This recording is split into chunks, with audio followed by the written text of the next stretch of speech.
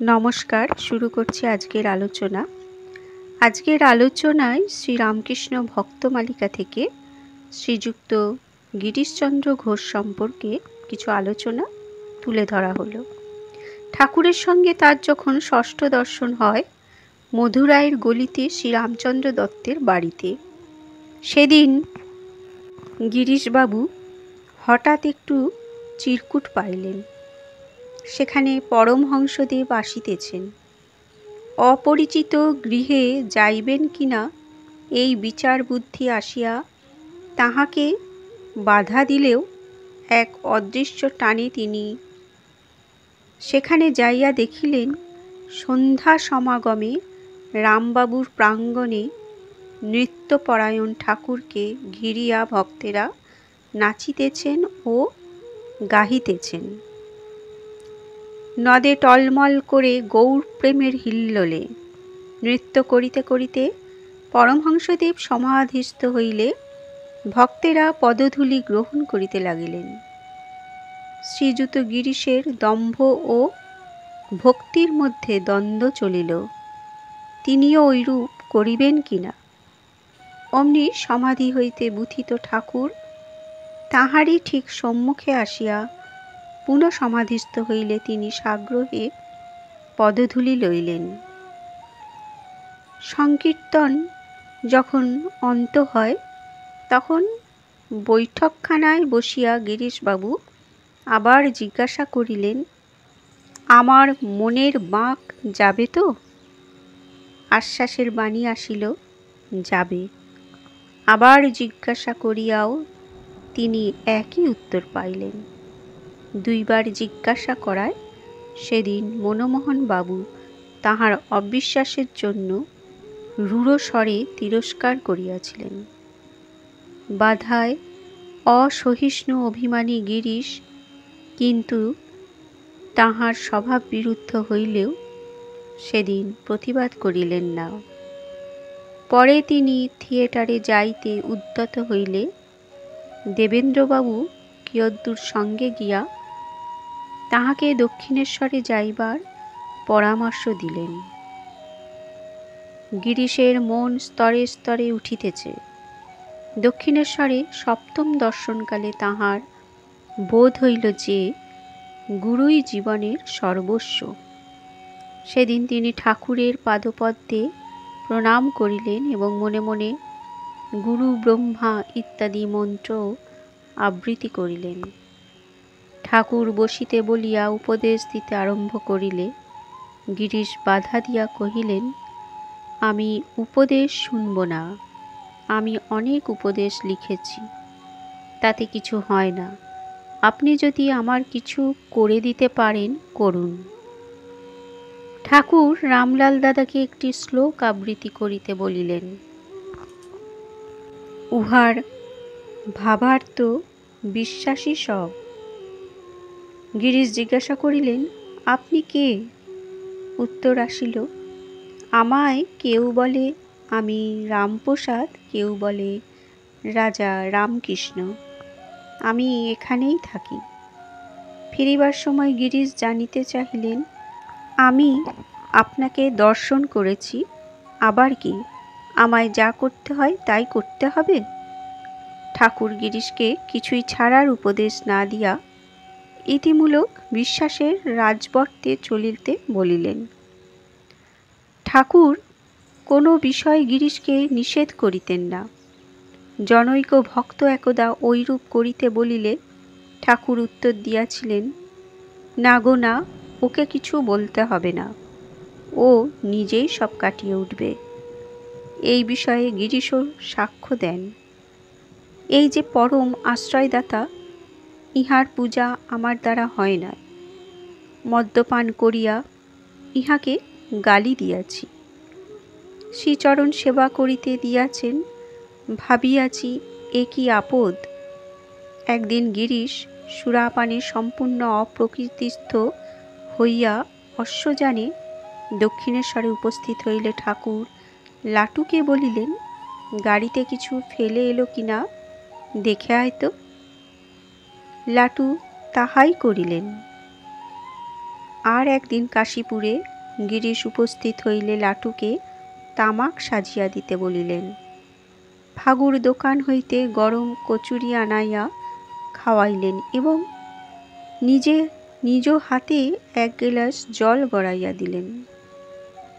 গিরিশ এক রাত্রে বারাঙ্গনা গৃহে বন্ধুদের সহিত আমোদ প্রমোদে মত্ত আছেন, এমন সময় প্রাণে দক্ষিণেশ্বরের আকর্ষণ অনুভব করিয়া তৎক্ষণাৎ দুই বন্ধুর সহিত ঘোড়ার গাড়িতে সেখানে উপস্থিত হইলেন। তখন মন্দিরোদ্যানের ফটক বন্ধ হইয়াছে, লোকজন নিদ্রিত। গিরিশের কণ্ঠস্বর শুনিয়া পরমহংসদেব বাহিরে আসিলেন এবং মদ্যপানে বিহল তাহার হাত ধরিয়া আনন্দে হরিনাম ও নৃত্য করিতে লাগিলেন। সে স্নেহের স্পর্শে গিরিশের হৃদয় দভিভূত হইল। পরমহংসদেব সম্বন্ধে গিরিশ পরে বলিয়াছিলেন, জানি না তিনি পুরুষ কি প্রকৃতি। তিনি মাতার ন্যায় স্নেহ করিয়া খাওয়াইতেন, আবার পিতার ন্যায় জ্ঞানী ও ভক্তের আদর্শ। আমি শাস্ত্রে ঈশ্বর কাহাকে বলে জানি না, কিন্তু এই ধারণা ছিল যে আমি যেমন আমাকে ভালোবাসি, তিনি যদি আমাকে সেইরূপ ভালোবাসেন, তাহা হইলে তিনি ঈশ্বর। তিনি আমাকে আমার মতো ভালোবাসিতেন। আমি কখনো বন্ধু পাই নাই, কিন্তু তিনি আমার পরম বন্ধু। যেহেতু আমার দোষ তিনি গুণে পরিণত করিতেন, তিনি আমার অপেক্ষা আমায় অধিক ভালোবাসিতেন।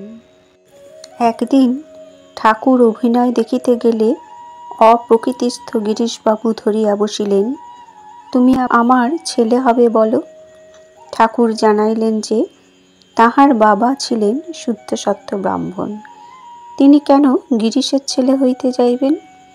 গিরিশবাবু ক্রুদ্ধ হইয়া ঠাকুরকে অনেক গালাগালি করিলেন।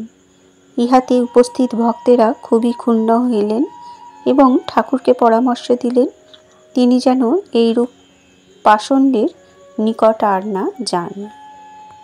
ঠাকুর চুপ করিয়া শুধু সব শুনিয়া যাইতে লাগিলেন। পরদিন দক্ষিণেশ্বরেও ওই প্রসঙ্গ হইতেছে। এমন সময় ভক্তবীর রামচন্দ্র উপস্থিত হইলে ঠাকুর বলিলেন, রাম, তুমি কি বলো? রামবাবু উত্তর দিলেন, দেখুন, কালীয় সাপ যেমন শ্রীকৃষ্ণকে বলেছিল, প্রভু আমায় বিষ দিয়েছেন, আমি অমৃত পাব কোথায়? গিরিশবাবুরও সেই দশা, তিনি অমৃত পাবেন কোথায়? রামবাবুর কথা শুনিয়াই ঠাকুর বলিলেন, তবে চলো রাম, তোমার গাড়িতেই একবার সেখানে যাই। ওদিকে প্রকৃতিস্থ হইয়া গিরিশ নিজেও অপরাধ স্মরণান্তে আহারাদি ত্যাগ করিয়াছেন।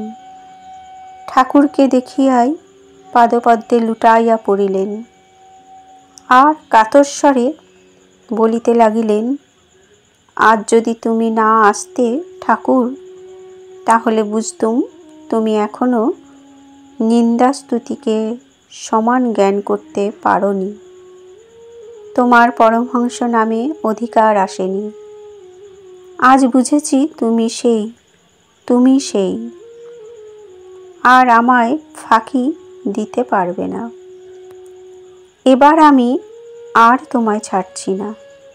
বলো, তুমি আমার ভার নেবে, আমায় উদ্ধার করবে? কয়েকবার যাতায়াতের পর গিরিশবাবু ঠাকুরকে সর্বতোভাবে আত্মসমর্পণ করিয়া বলিলেন, এখন থেকে আমি কি করব? ঠাকুর উত্তর দিলেন, যা করছো তাই করে যাও। এখন এদিক ওদিক দুদিক রেখে চলো, তারপর যখন একদিক ভাঙবে তখন যা হয় হবে। তবে সকাল বিকালে তাঁর স্মরণ মননটা রেখো। গিরিশবাবু তখন ভাবিতেছেন, আমার স্নান, আহার, নিদ্রা প্রভৃতি নিত্যকর্মেরই নিয়মিত সময় নাই। সুতরাং শ্রী গুরুর বাক্য স্বীকার করিয়া পরে অক্ষমতার জন্য কেবল দোষভাগী হইতে হইবে। আবার তিনি জানিতেন যে কোনরূপ ব্রত বা নিয়মে চিরকালের জন্য আবদ্ধ হইলাম, এই কথা ভাবিতেও তিনি হাঁপাইয়া উঠেন। অতএব নিজের অপারগ ও অসহায় অবস্থা বুঝিয়া চুপ করিয়া রহিলেন। ঠাকুর তাহার মনোগত ভাব বুঝিতে পারিয়া বলিলেন, আচ্ছা, তা যদি না পারো তো খাবার শোবার আগে তাঁর একবার স্মরণ করে নিও। গিরিশ তখনও নীরব। তাহার আহারের কোনো নির্দিষ্ট সময় নাই। আবার বৈষয়িক বিভ্রাটে আহার ভুল হইয়া যায়। নিদ্রার অবস্থাও তাই। এত সহজ গুরুবাক্য গ্রহণে অক্ষম হওয়ায় আপন ভবিষ্যৎ সম্বন্ধে শ্রীযুক্ত গিরিশের মনে তখন নৈরাশ্যর ঝড় বহিতেছে। তাই ঠাকুর আবার বললেন, তুই বলবি তাও যদি না পারি, আচ্ছা তবে আমায় বকলমা দে।